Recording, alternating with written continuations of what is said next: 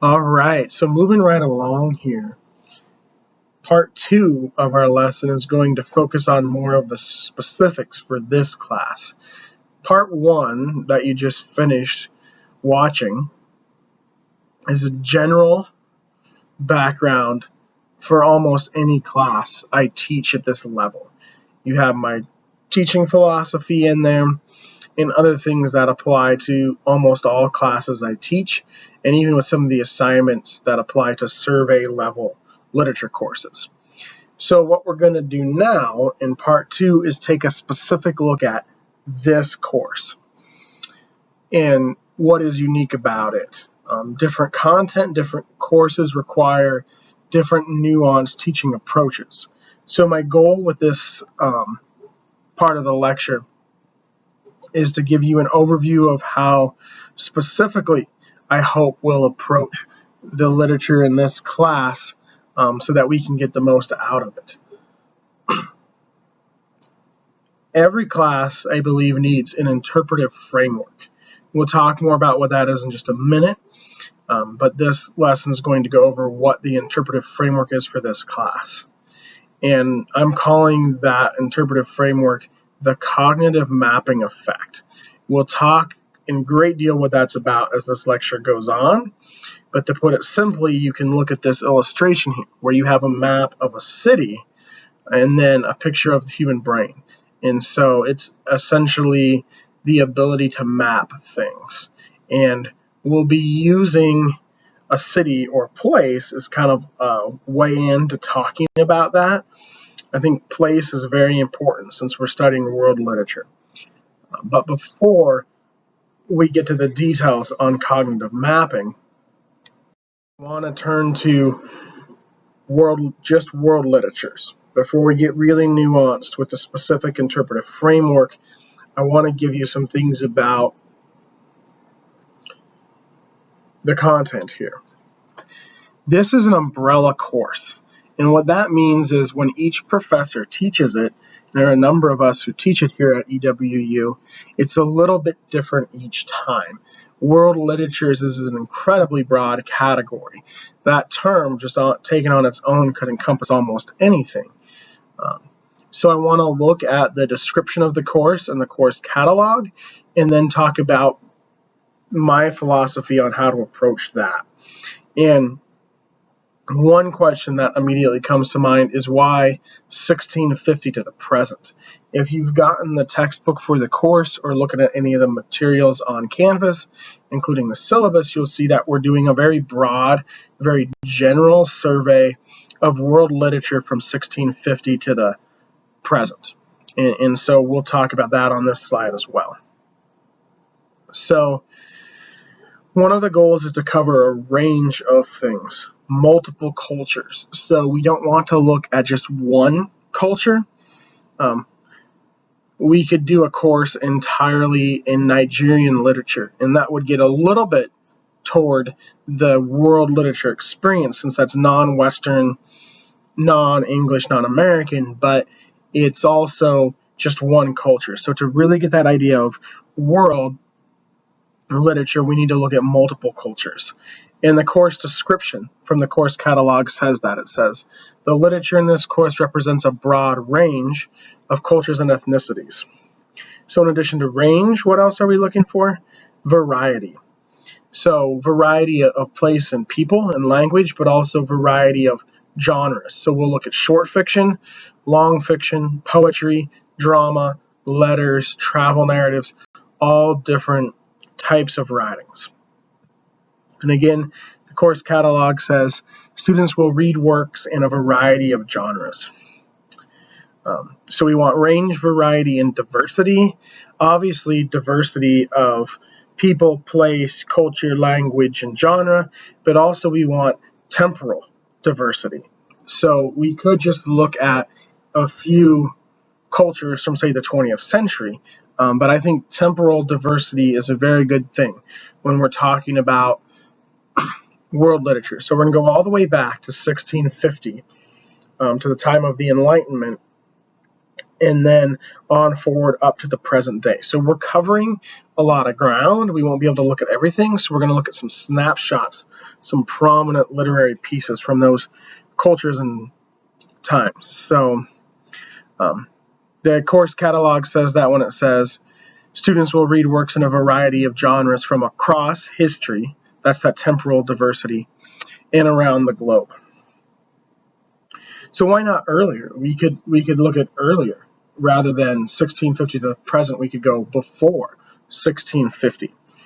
My response to this is the question of modernity.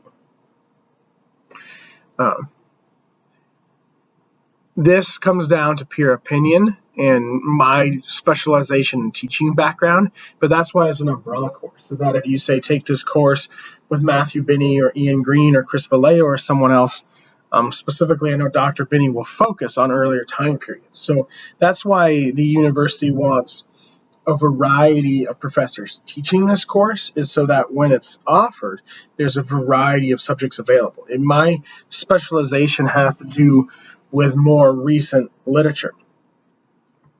But why do I find that interesting? Why would I choose to specialize in more recent literature? And the answer to that question is another question of modernity. What is modernity? Modernity, if you look up the definition, is simply the condition of being modern, to define the term in its most simple sense. So in 2020, what does it mean to be modern? In 1650, what did it mean to be modern? In 1850, 1950, 1750, what did it mean to be modern? And what you'll see as the course unfolds and we read more literature is that from 1650 on forward, there were tremendous changes. As early as lesson 2, you'll read about the Industrial Revolution, the French Revolution, other similar things, and you'll see, I think, pretty quickly that this is really when I would say the transition to what we call the modern age happened. And so much of what we'll be looking at is how writers grappled with modernity, how they came to understand what it's like to live in the modern world. I think that's a fascinating question. I think how writers explore that is one of the most fascinating things in all of literature. So that's why we're looking at more recent rather than earlier pieces in this particular version of the course. Finally, there's the question of reading and writing in English. In a world literature course, you should primarily read things that are not written in English, that are written in translation, so that you get the most exposure to non-English, non-American things. Because as the course catalog says, this course will not include British or American texts, as those are considered in other surveys. So in addition to this course, as an English major or minor, you have to take several British and American literature surveys. So you get a lot of that already. So one of the goals of this class, my colleagues and I decided when we developed it, is to expose students to literature they won't get in other courses. So almost everything we'll read in here will be in translation. There are a few exceptions, because as you get much later, as you get to the mid to late 20th century, you have writers from places like Nigeria and India and other places that used to be British colonies. In their literature, their writing very much should fit into the realm of world literature, but for a variety of reasons, one being that their home country used to be part of the British Empire, they've chosen to write in English. So we're going to kind of table that particular exception to the standard until we get to the later lessons and we look at those writers and their decision to write in English. But I would say about 80 to 90% of what we read in this class will be in translation, and in spirit it will all accord with this stipulation here. So that's a little bit about world literature, what it really means, what world literature is, how it can mean almost anything, why I've chosen the pieces of literature I've chosen for this class. I wanted to cover that first and foremost. The next question is, how do we interpret that literature? And that's where an interpretive framework comes into play. So in a class like this class, simply put, is a literary analysis class. So we're analyzing literature, which means thinking critically, digging deeper, going beyond the surface, sussing out the meaning of the literature.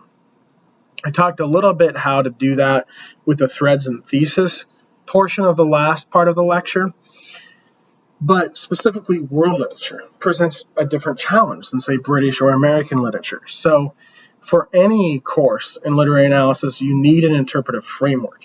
We're going to talk about what that is, why we need it, and what the specific one is for this course. So what is an interpretive framework? It's a mode or a means of analysis, a methodology, an approach to the literature in this course. That word framework should really sum it up for you. It's a way in to talking about the literature. It's the structure behind our analysis, a framework. It's not very rigid. Don't think of it as a rigid approach of you have to follow these certain steps. It's more of a general guideline. Because if you think about it, everything we do has some impetus behind it, guiding it. And we need that kind of focus in here. So rather than just kind of letting it be in the background, we're going to talk about it overtly. Why is an interpretive framework important? It gives our analysis a clear focus and a common ground. Helps us find connections between the different literary works. So we're reading a really wide variety of things. And as you'll see as this lecture goes on, those pieces of literature are obviously very different. But they're also great works of literature. So there are some universal themes or values that can be found worldwide too. We'll talk about those differences later in the lecture.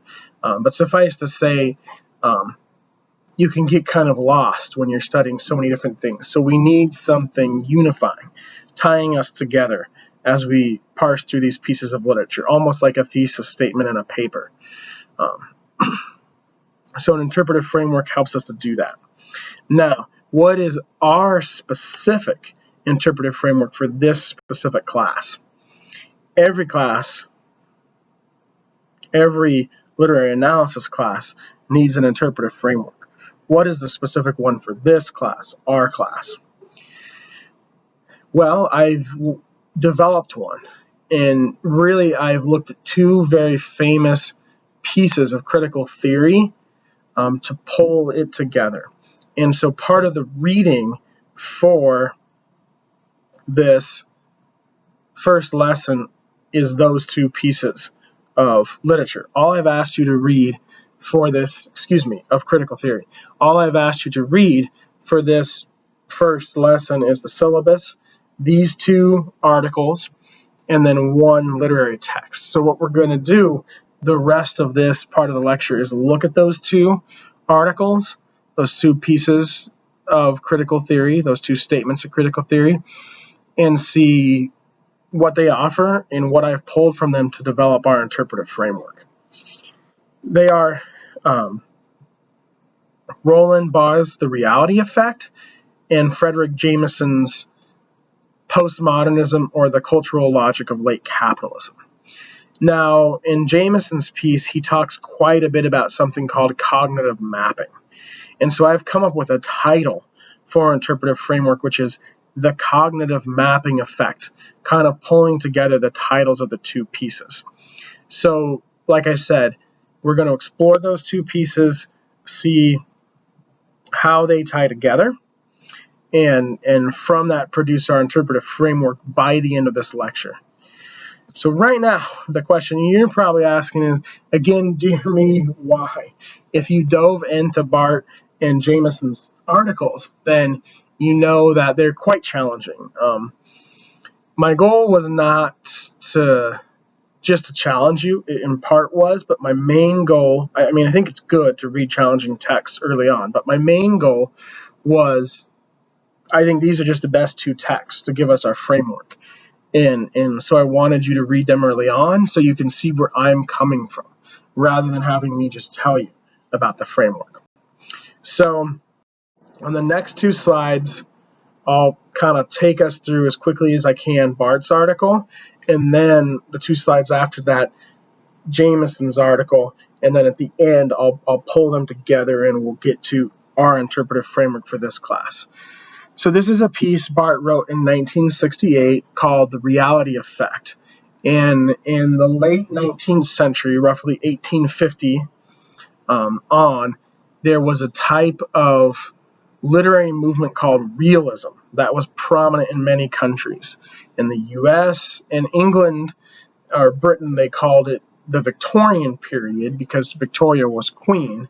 But really what people were writing during the Victorian period was realism. And so if you've taken other surveys or classes that studied those movements and time periods, you're probably at least vaguely familiar with realism.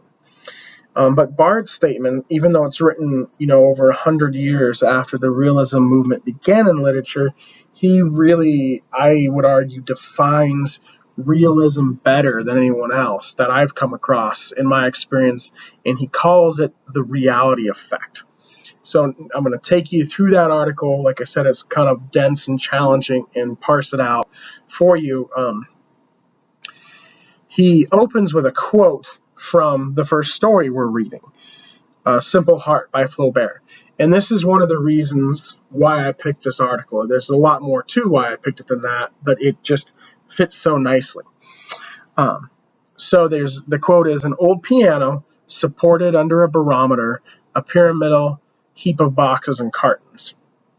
So Barth's asking the question, what does the statement tell us?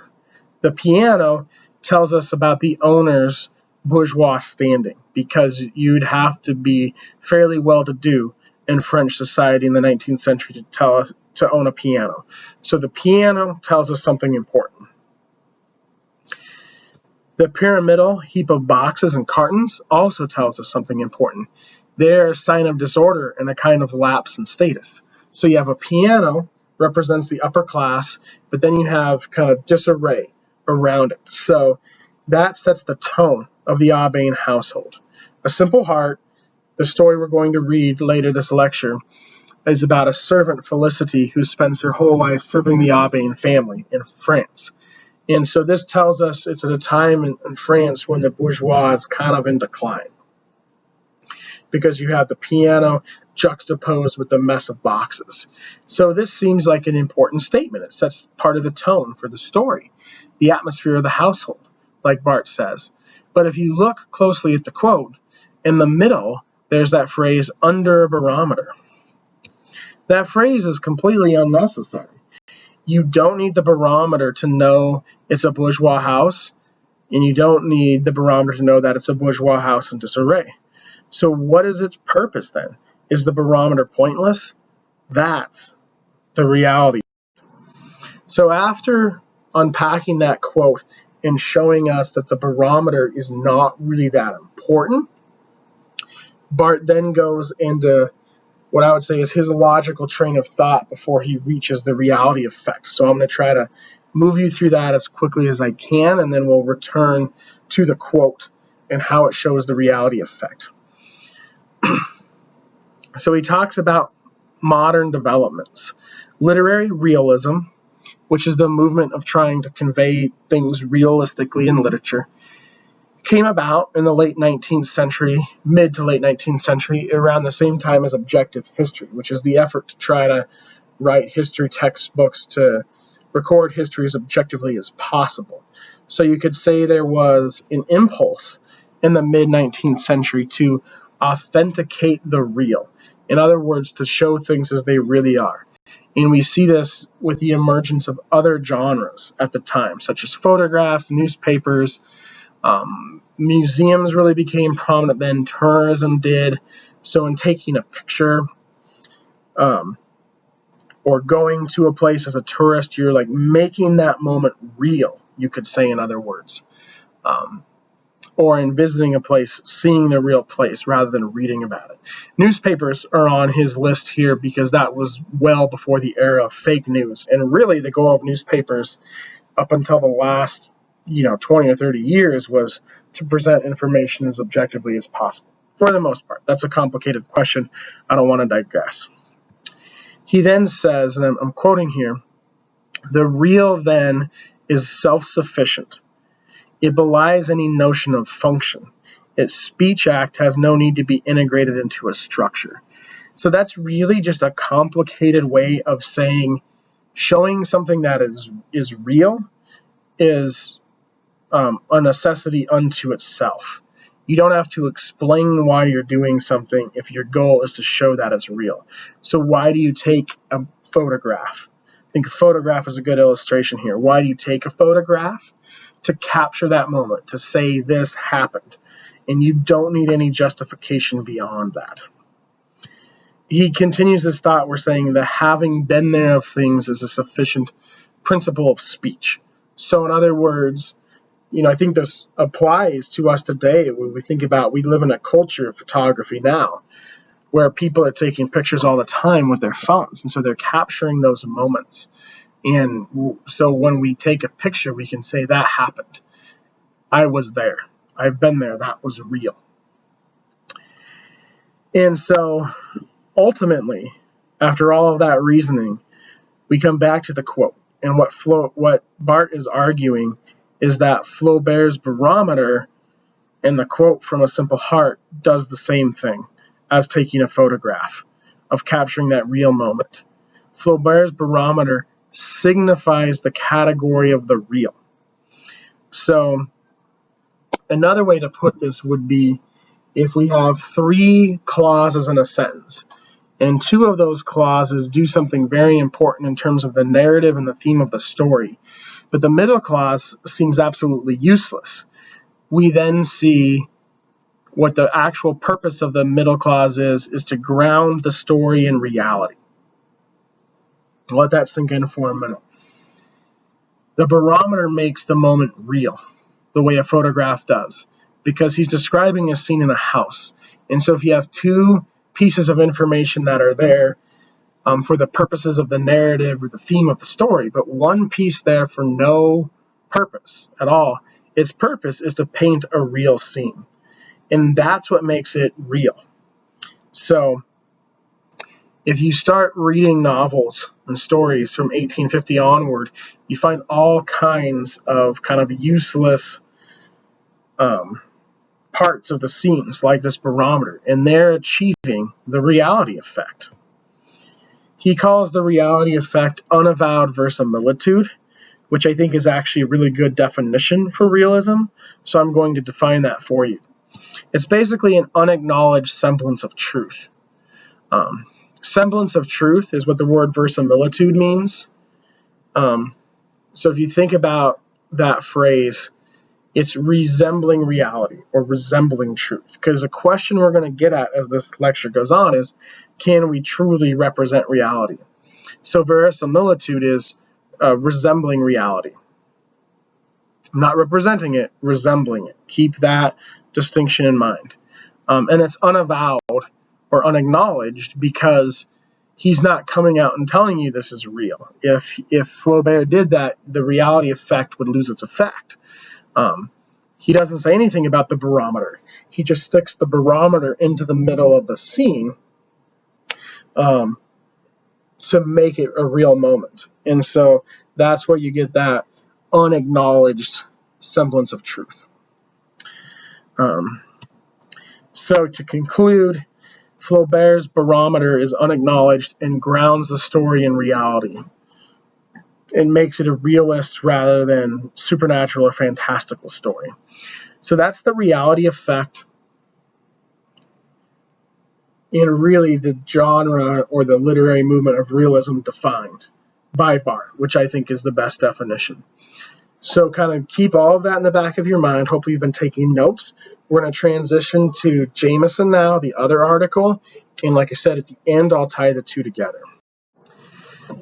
So this is actually the first chapter from a book Jameson wrote in the early 90s called Postmodernism, or The Cultural Logic of Late Capitalism. This is a massive book with these sweeping arguments.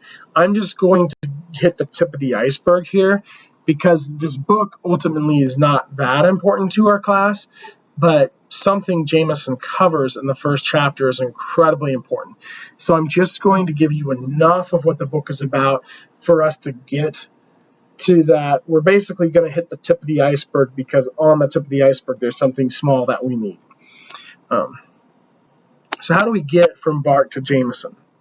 I'll connect the 2 even more later on, but I want to segue here real quickly. So that statement I just read from Barth, he goes on after defining the reality effect to say that it informs the aesthetic of all the standard works of modernity. Coming back to modernity again here, like I promised we would. And so basically what he means is that movement, that genre, realism was the dominant form in writing from that point on forward. But he's writing in 1968. Realism was the most predominant literary movement, I would say, from roughly speaking, approximately 1850 to 1920. So what then is he saying in 1968, Barth, that it's the aesthetic of all the standard works of the modern world? Well, even once we transition away from realism and into modernism and into postmodernism, those little details that ground the story in reality, even in fantastical stories, you have little details like that ground the story in reality. You still see the reality effect. So what he's really saying is you see it everywhere. And if you think about the books you've read, you can pause the lecture here, take a minute and think about recent novels or other things you've read. You've probably encountered things similar to Flaubert's barometer, something that is only there to paint the scene and to show that this is a real moment. So why am I saying this now to lead us into Jameson? Well, Barth makes a sweeping argument that this thing, the reality effect, is the aesthetic of all the standard works of modernity. So he makes a big argument that this mode of writing, realism or the reality effect, is just predominant from then on forward, from its inception then on forward. In literature is key there, because Jameson makes an even bigger argument, a similar but larger argument. He says postmodernism is not a style, but rather a cultural dominant. So Flaubert's, sorry, I keep doing that. They're both French writers. Barth is saying that realism, from its inception on forward, was the predominant form in literature. Jameson is saying postmodernism is predominant throughout the entire world. It's not just literature or art or music or painting or architecture. It's everywhere. So we can kind of think of realism and other things, Romanticism, the Renaissance, as literary movements. And we can think of things like Marxism or feminism or psychoanalysis as, say, methods or lenses for analyzing literature.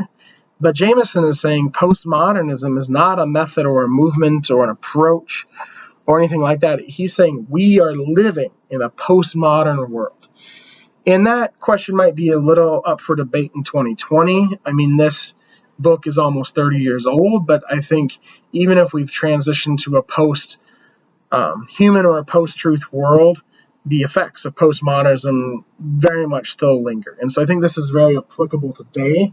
And what we're really looking at is then and now. Since realism is a little bit older of a literary movement, postmodernism is as recent as possibly we are living in a postmodern world. I'm trying to tie together the then and the now. So that's Jameson's thesis, essentially.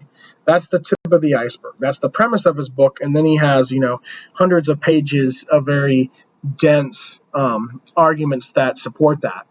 But we just want to look at one piece of that from the end of chapter 1. That's why, if you paid attention on Canvas, I only asked you to read certain parts of that PDF.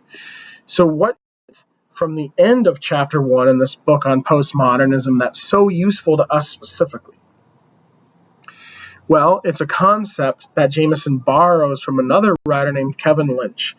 And he kind of uses that concept, really builds on, extends from what Lynch originally did. And that's the cognitive mapping I've been alluding to throughout the lesson. So Jameson argues that postmodernism is most visible in architecture. This is important. You're kind of like architecture in a literature class, but remember, it's world literatures. So place is very important And I don't think Jameson's main goal is to talk about architecture.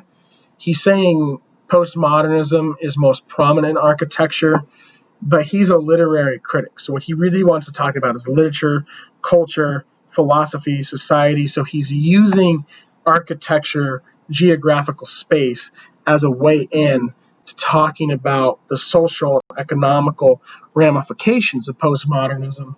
And I think that's useful for us as an approach because we're studying world literature, so place is very important.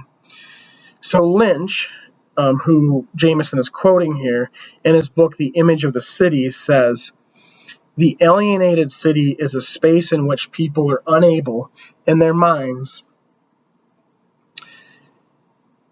to map either their own positions or the urban totality in which they find themselves." I'm sorry I left a couple words off of that quote. I didn't catch that till now. So what does he mean by the alienated city? This is an effect of postmodernism,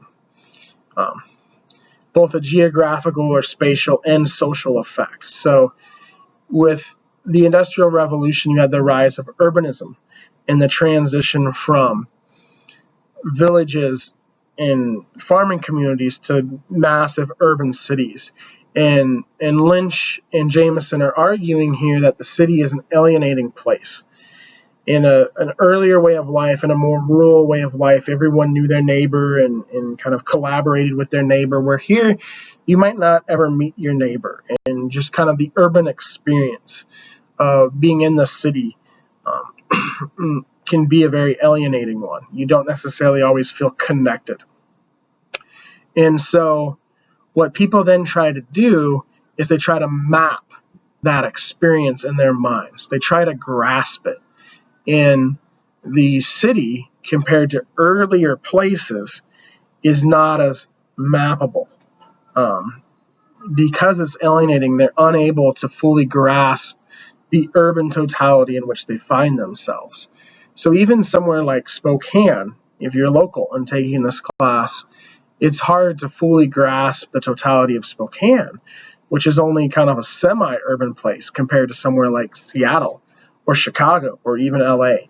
So hopefully those kind of examples get at what they mean here with geographical space, that you can't really map in your mind all of that, but you're a part of it. You live there. And so that has an alienating effect. So Lynch, in his book Image of the City, contains all of this analysis to geographic space. What Jameson then does, and what you read, is he takes Lynch's work and projects it outward onto national and global spaces. So he starts talking about our ability, or inability rather, to map in our minds the world in other places, not just where we live, but other places. Hopefully you're starting to see the connection to world literature here. Then he goes on to talk about two more French scholars. The French are great philosophers and literary critics and great writers. We're going to read a lot of French writers in this class as part of the fun of it, but Althusser and Lacan define ideology in a certain way. You'll see the connection in a minute. Bear with me. They redefine ideology as the representation of the subject's imaginary relationship to his or her real conditions of existence.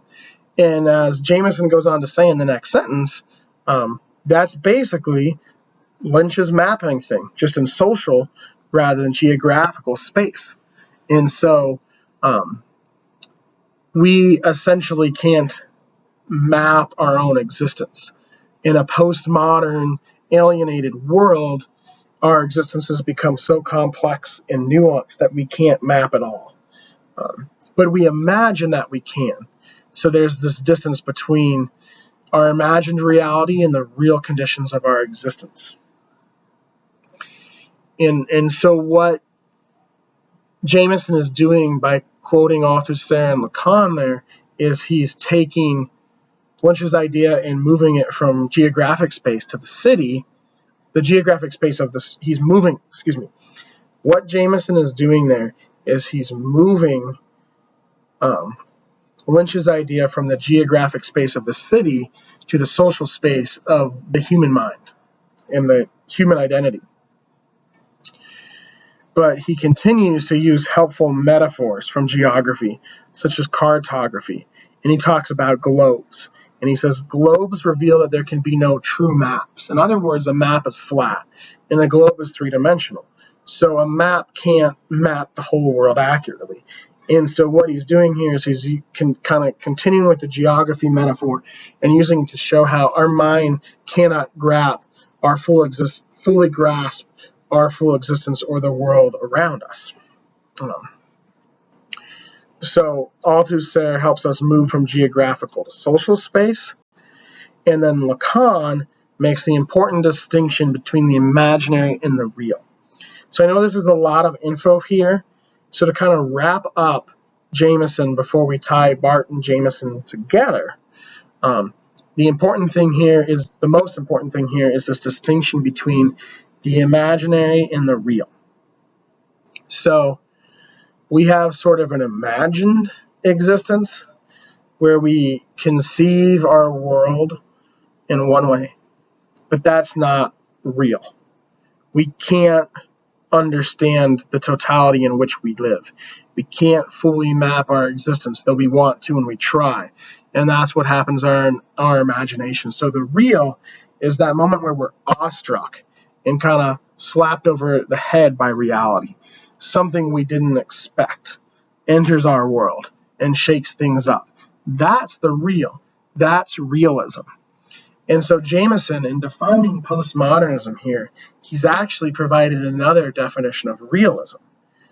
He has shown us that living in a postmodern world, we try to map our existence and we can't. And when we realize that failure, we're hit with realism. Hopefully that's a good summary, and hopefully it helps you with an article that's pretty challenging. I had to read it multiple times before I was able to get to that conclusion. So we're almost done. What I want to do is wrap up by tying together the two articles, and then in the final slide, getting to how the tying together of those two articles reveal our interpretive framework for the course. And remember, I've decided to call it the cognitive mapping effect by bringing together the reality effect and cognitive mapping.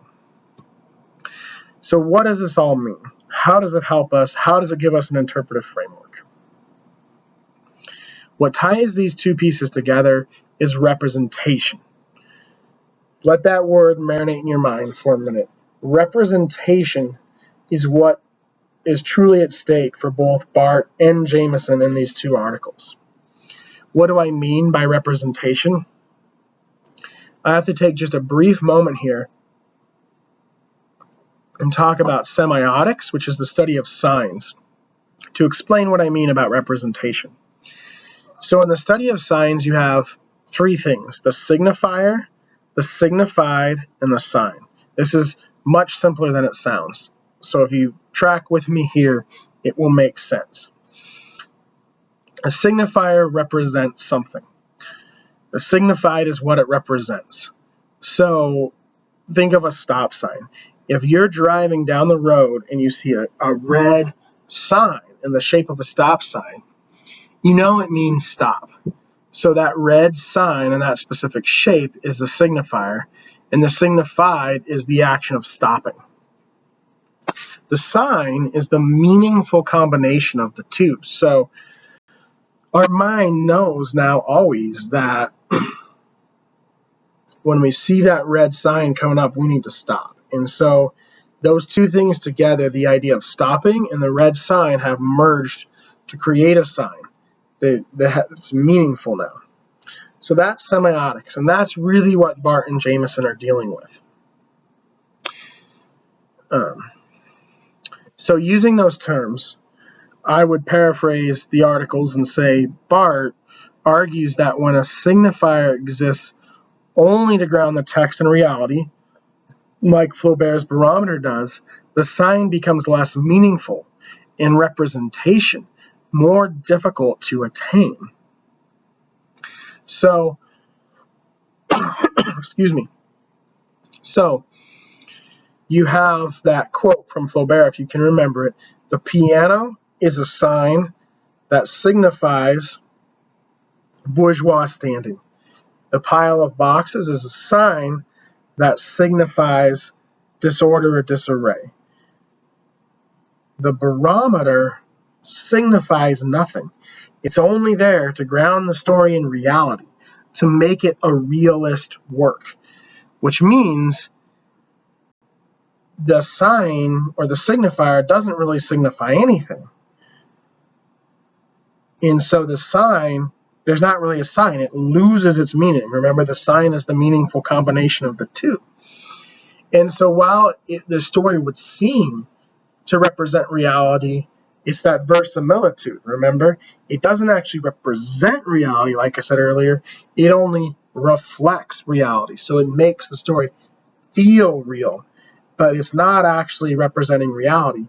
And the idea of representation, of signs having meaning, becomes more difficult to attain.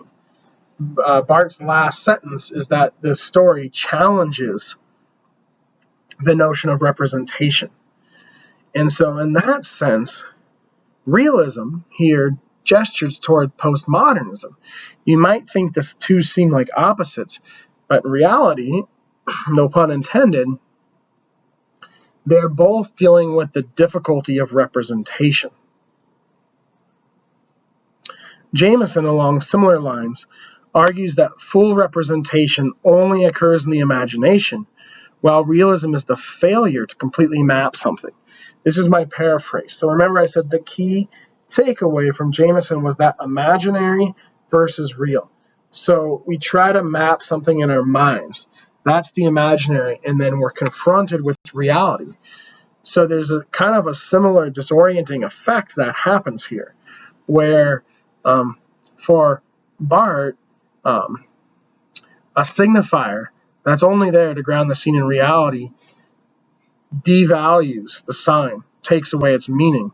We lose the ability to, or we realize, I guess a better way to put it would be, in trying to present the world as it is and endeavoring to achieve the goal of realism, we realize we can't fully and accurately portray the world realistically.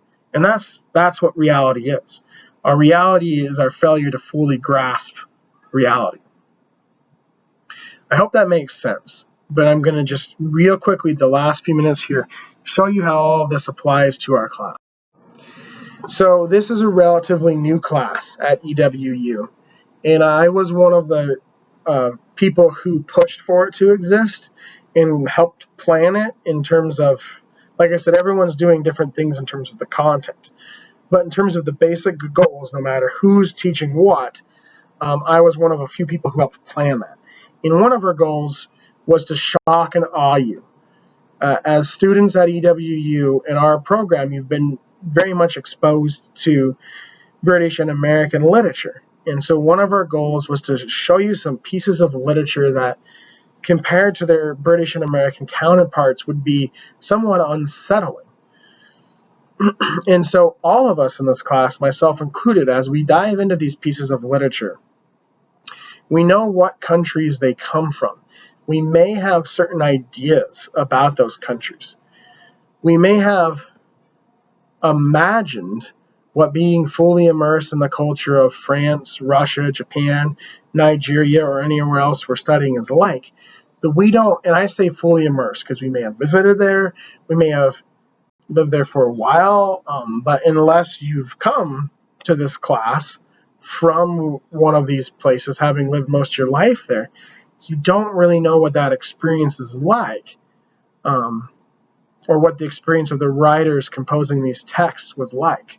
But you probably, or you may have, imagined it. When we hear about another country or place, we do imagine what it's like. And so some things will be very different. For instance, late in the quarter, we're going to read a piece of Native American writing, and it portrays time differently in kind of a non-linear sense. And In British and American literature, there's a very linear sense of time. So that's just kind of one example to illustrate how these texts can shock and awe us. So as we read, our prior efforts to imaginatively map these places will be defeated by experiencing a taste of the literature that comes from them. So in other words, that moment Jameson is talking about, where we've imaginatively mapped something and then we're confronted with the real, I'm hoping that's what happens when you read these texts. So ultimately, our goal here, what we will learn in this class, is that we can never fully map France, Russia, Japan, Nigeria, etc., or even ourselves. That's the cognitive mapping effect. It's an extension of the reality effect into a postmodern world. So I hope that when you read, you discover new things and they surprise you. Would be a more simple way of saying that. You might be like, well, if I can never fully understand what it's like to be Nigerian by reading Nigerian literature, why read it? For several reasons, but two primary ones being, one, you can partially not fully understand it, and two, the realization that you can't fully understand it is something wonderful and good to have. So by reading, analyzing, researching, writing about, and struggling through these world literatures, and through the realization that we cannot know everything, we can learn some more about others and ourselves. So we'll learn some, but not all, about these cultures. And in the process, as we're disoriented, as we're unsettled from our imaginative position, we'll learn more about ourselves as well. So ultimately, the approach for this class, if you want to boil it all down to one word, is humility. And what is humility? It's a desire to learn more. So we'll learn more about these cultures, we'll learn more about ourselves, but the biggest lesson we'll learn is that we can't learn it all. I know I could have just said that instead of taking you through Bart and Jameson, but I thought giving you a strong theoretical foundation to the idea that we'll learn some about others, some about ourselves, but also that we can't learn it all, that giving you a theoretical foundation for that would be helpful. So that's the approach I hope you'll have with all of these texts, is a very open mind, a preparation to be unsettled. And the thing I want to come back to conclude is something I said at the end of the last part of the lecture. So I'll conclude with the same thing, is that these texts are from very different places. So there'll be things, as I just said, that are unsettling about them probably to you. I hope that are unsettling to you. That's a good thing, to be unsettled by what you're reading. But at the same time, these are masterpieces, great works of literature, and they're all about humans, written by humans. And as much as we are different from each other, we all have our humanity in common. And so there will be things. These stories are about death, love, betrayal, the power of the human spirit, etc. There will be things about them that we can relate to, that we can connect to, even though they are so different. So from each story, I'd like you to look for two things: the way it is unique, the way it unsettles you, the way you learn something new, but also the way it transcends its specific local culture and becomes world or global literature by dealing with themes and issues, answering or posing questions that are essential to the core of being human. I hope that's a good summary for the class. What we're going to do now is take a look at Flaubert's short story, A Simple Heart. And it's our first example. I chose it as our first example because it's one of my favorite stories. I mean, it's not the first story chronologically, but for two reasons. One is it's French, so it's maybe not as seemingly different as, say, something from Nigeria or Japan. It's Western, and so it might seem kind of familiar to you. The setting will seem very similar to stories you've read in rural Britain. But It is one of the strangest stories ever written. There are things about it that will seem more strange to you than pieces we read from far-reaching parts of the world. So if you haven't read it yet, I want you to be sure to read A Simple Heart before you watch the next part of the lecture, because it will have this dual effect. There are some universal important things in it, but it will be a strange, unsettling story. And I'm so looking forward to talking about it with you.